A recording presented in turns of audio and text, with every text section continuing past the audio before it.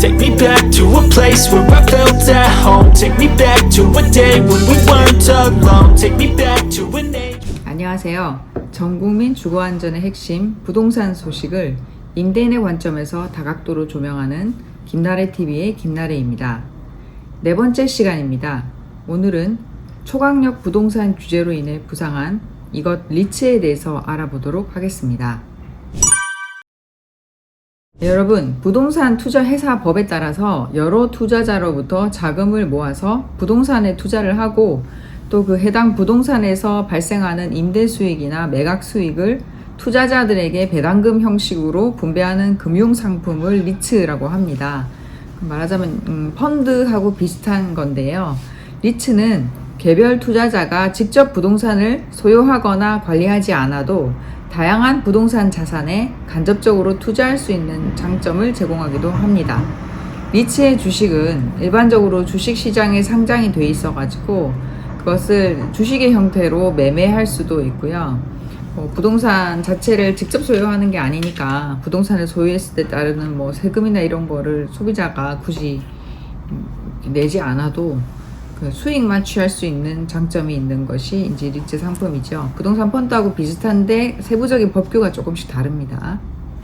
자, 여러분, 서울 전역과 경기 주요 지역을 규제 지역으로 묶는 10.15 대책으로 주택시장에 지금 정책적인 압박이 굉장히 강해진 상황인데요.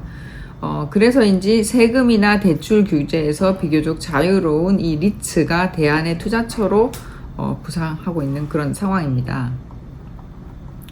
리츠는 부동산 임대 수익을 기반으로 하는 상품이고요. 이 강화된 주택 규제 속에서 안정적인 이자형 자산으로 재평가되고 있습니다. 부동산은 서민들에게 밀접한 영향을 끼치는 정책인데요. 지금 기존 정책들은 비아파트, 아파트가 아닌 빌라나 오피스텔에 거주하는 서민들에게는 사실 실질적인 혜택을 거의 주지 못하고 있습니다. 이로 인해서 전세 사고가 증가하고 월세가 올라가서 더욱더 부담을 가중했고 신규로 공급되는 비아파트 주택이 10분의 1 토막으로 앞으로 더 큰 혼란이 예상되고 있습니다. 지난 시간에 말씀드린 것처럼 전세금 반환 보증 한도를 축소하면서 쉽게 말해 전세 대출을 규제하면서 비아파트 주택들의 전세가를 정부에서 강제로 낮췄어요. 낮추니까 수요는 있잖아요. 들어가서 전세로 살고 싶은 수요는 있는데 전세가는 강제로 낮춰야 되니까 주인들이 기존에 있던 2억짜리 전세를 1억 7천으로 바꾸면서 나머지 3천은 월세 20만원, 30만원 받는 반전세 형태로 싹 바뀌었거든요. 그러다 보니까 현재 지금 서울 시내에 월세가 훨씬 더 많은 현상이 나타났죠. 앞으로도 월세는 더 오를 걸로 생각이 됩니다. 이에 전문가들은 현 정부에서는 영세한 개인이 임대하는 게 아니라 정부와 국민이 소유한 주택을 임대하는 새로운 형태의 기업형 주택 임대 리츠를 제안을 하고 있는데요. 그러니까 지금 정부 기조는 그거예요. 개인이 전세하지 말라는 거예요. 자기가 살 수 있는 집을 사서 그냥 1가구 1주택 하되 나머지 사람들이 전세금을 받아서 다른 집을 사고 갭 투자하는 형태 자체를 금지하겠다라고 하는 게 정부 기조고요. 그렇게 해야 전세 사기를 막을 수 있다 하는 그런 명분을 가지고 있습니다. 어떤 그 정부나 이 은행 금융권 쪽 입장에서는 전세라는 형태로 어떤 사금융이잖아요. 사람끼리 서로 돈을 빌려줘서 억 단위의 이 사금융이 왔다 갔다 하는 이 상황 자체가 결국에는 이렇게 사금융이 많아지면 사고가 날 수밖에 없다, 관리해야 한다, 이런 관점을 가지고 있는 것 같아요. 그래서 정부 쪽 관계자들 만나보면 전세는 없어져야 된다라고 이렇게 강하게 설파하는 분들이 많거든요. 우리가 제안하는 방식은 주택도시기금이라고 국토부에서 운영하는 기금이 있어요. 그거랑 금융권에서 서민주거안정기금을 만들어가지고 이제 여기에 추가적으로 민간 자금을 더 투자를 해서 지금 허그에서 대입변제 받은 비아파트 주택도 많고 실제로 비아파트가 매매가하고 전세가가 거의 비슷한 수준까지 올라갔을 때 집을 매입했던 사람들, 이제 다시 전세금을 빼주기 힘든 사람들이 많이 있거든요. 근데 그런 주택들을 빠르게 정부에서 매입을 해가지고 필요한 사람에게 임대를 하는 준공공 민간 임대주택 방식을 저희는 제안을 하고 있습니다.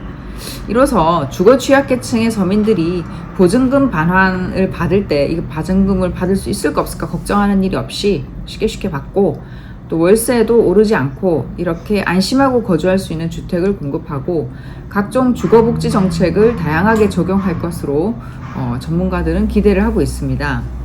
이를 위해서는 부동산 리츠가 서민주택을 매입을 할 수 있도록 취득세를 완화를 하면 기존의 임대사업자들의 주택을 쉽게 넘길 수 있도록 규제를 완화해야 한다고 전문가들이 조언을 했습니다. 그러니까 지금 리츠는 법인하고 똑같이 보거든요. 지난 시간에도 말씀드린 것처럼 리츠가 주택을 매입을 해도 13.2% 취득세를 내기 때문에 그거 내고 나면 1년치 월세를 받아도 이게 뭐 이득이 되지 않습니다. 그래서 리츠가 시작되지 못하고 있는 거거든요, 주택은. 따라서 부동산 리츠가 이렇게 서민주택을 빠르게 지금 비어있는 서민주택들을 매입을 해서 바로 임대를 놓으려면 취득세 규제를 줄여줘야 된다. 취득세를 예전의 법인들 형태 있잖아요. 그만큼이라도 확 낮춰줘야 된다. 13.2%는 너무 심하다. 이게 바로 저희들 주장입니다. 정부는 최근 리츠 방식 개발 사업을 활성화하기 위해서, 그러니까 신규 개발하는 거죠. 개발하기 위해서 지방자치단체하고 여러 가지로 검토를 하고 있는데요. 실제로 국토교통부는 이달 19일 오후 한국리츠협회에서 지자체 4곳이랑 지방공사 12곳, 그 다음에 한국토지주택공사 LH죠. 이렇게 협의회를 열어가지고 뭘 했냐면은 프로젝트 리츠랑 지역상생 리츠 시행 관련 협업체계 구축을 논의를 했습니다. 협의회에서는 각 지역에서 검토 중인 도심 내의 개발 사업의 추진 현황을 공유하고 리츠하고 접목 방안과 기관 간 협의가 필요한 사항을 논의했다고 합니다. 예를 들어 그동안 부동산 개발 사업은 자기 자본 규제가 없는 프로젝트 금융투자회사 PFV를 통해서 추진돼서 경기를 많이 탔어요. 경기가 나빠지면서 이제 PF 부실이 사회적 문제가 됐었잖아요.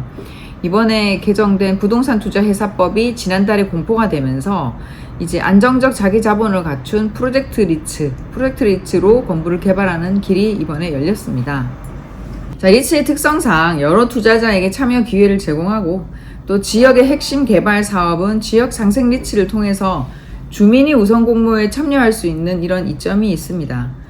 국토부는 이 협의회 결과를 바탕으로 전문 부동산 회사가 자산을 개발한 다음에 운영까지 맞는 사업 모델을 정착시키기 위해서 공공기여, 용적률 규제 완화 등 도시 규제 특례를 제공하는 방안도 검토할 계획이라고 합니다.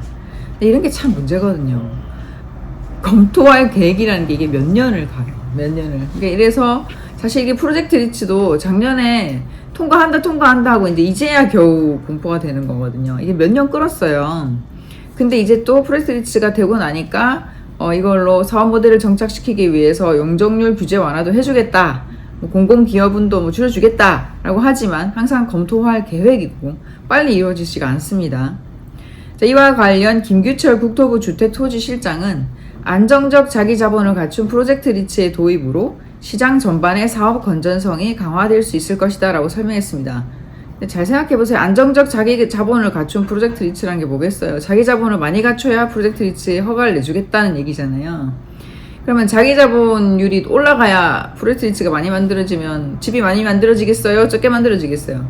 일단은 좀 만들어지기 힘든 형태겠지요. 그러려면 이제 이걸 했을 경우에 용적률 완화를 시켜줘야지 사업성이 올라가는 거죠.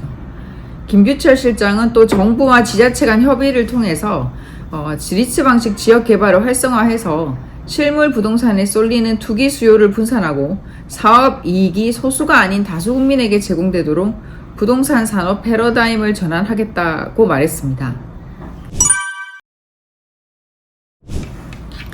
자, 리츠에 남다른 관심을 보이는 지자체가 있다. 실제로 서울시가 민간 임대 사업 지원을 위해서 서울주택진흥기금을 지금 활용하고 있습니다. 정부가 민간 임대 사업에 대한 출자금을 줄이면 자금 공급이 어려워질 것을 서울시 기금을 활용해 보전하는 방식입니다. 이를 통해서 오피스텔 등 비아파트 건축에 대한 규제를 완화해서 민간 임대 사업의 신속한 추진을 유도할 것으로 전망이 됩니다. 근데 사실 서울시는 지금 급하거든요. 서울에 집이 너무 없어요. 안 그래도 땅이 없어서 집이 많이 안 지어지는데 각종 규제 때문에 뭐 대단히 비싼 아파트 때문에 지금 언론을 타고 있지만 서울시 전체적으로 볼 때는 서민이 살 수 있는 주택이 계속 멸실 분야가 있잖아요. 근데 지어지지 않고 있으니까 사실상 거의 집이 안 지어지고 있어요. 되게 급한 상황이거든요. 전월세가 올라가는 게 아주 자명한 상황입니다. 실제 서울시에서는 이러한 내용이 포함된 등록 민간 임대주택 활성화 방안을 이달 1일 발표했습니다. 이는 지난달 9월 29일 내놓은 신속 통합 기획 2.0에 이은 두 번째 주택 공급 확대 방안입니다. 방안은 건축 규제 완화, 임대인 임차인 행정 지원, 금융 지원, 제도 개선을 위한 정부 건의 등으로 구성이 되었습니다. 지금 오세훈 시장이 밀고 있는 게 신속 통합 기획이거든요. 이게 재건축 방식인데 뭐 이게 각종 절차를 빨리 줄여준다라고 하는 거예요. 그래서 오세훈 시장이 이 신통기획이랑 모아타운 가지고 굉장히 서울시 재개발에 신경을 많이 쓰고 있는데 뭐 이번에 다 막혔죠. 재개발 재건축에 대한 규제도 강화됐고 10.15 대책으로. 그래서 지금 오 시장이 추진하고 있는 것들이 좀 많이 막히게 됐어요. 오 시장은 전부터 계속 민간 임대 사업자를 적으로 돌려서는 안 된다는 그런 멘트를 계속 치고 있고, 뭐 본인 스스로 행정을 해보니까 서울시의 주택이 부족한데 그 원인 중에 하나가 민간 임대 주택 그 사업자들을 너무 탄압해서 그렇다는 걸 알고 있는 것 같아요. 본인들이 공공주택을 많이 운영해 보니까. 오 시장은 정부의 출자 비율이 줄어든 만큼 내년부터 서울주택진흥기금을 활용해서 사업자의 초기 출자금 부담을 줄일 것이다. 초기 출자금 부담을 줄인다네요. 이에 대해서 민간임대리츠 대출 이자 중에 2%를 지원하겠다. 사업성을 개선해서 이를 통해 임대리츠 시장의 새로운 돌파구를 마련하겠다고 설명했습니다. 오 시장은 지금 핵심을 좀 알고 있는 것 같아요. 결국엔 대출 문제다. 대출을 잘 안 해주니까 집도 안 지어지고 임대사업자를 계속 규제하면 힘들다 하는 거를 잘 알고 있는 것 같습니다. 근데 오 시장이 지금 정부가 아니잖아요. 지금 정부의 입장은 결국 한강벨트의 집값이 오르는 것 자체가 굉장히 부담스럽다. 오르지 마라. 그래서 대출을 완전히 막아버리는 형태고, 그걸로 인해서 재개발 재건축도 일시적으로 대출 규제에 들어가게 됐습니다. 자, 이상으로 리츠에 대해서 다각도로 다루어 보았고요.